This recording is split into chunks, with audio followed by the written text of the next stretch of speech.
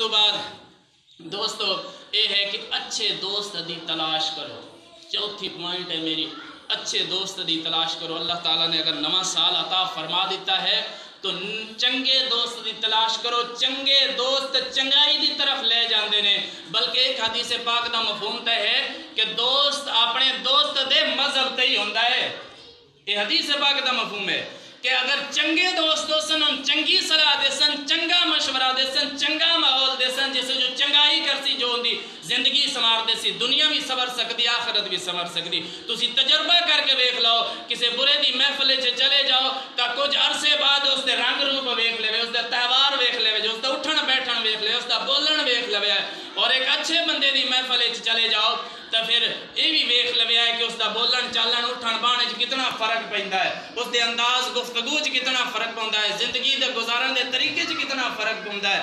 دوستو اچھا دوست ایک غنیمت اور خدا دی نعمت ہوندی ہے. اچھا دوست ایسا ہے جو خدا وحدہ لا شریک دی طرف دوست ہوندہ ہے.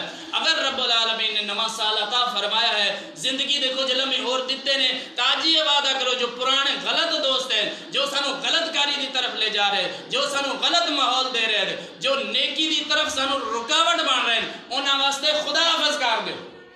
کرو خدا حافظ کر کے ویکھو جو خدا وحدہ لا شریک چنگیاں نعمتاں اے چنگے دوست اور نہ عطا کرے تو پھر ویکھیا جائے. یہ چوتھا جملہ، چوتھا پوائنٹ ہے میرا.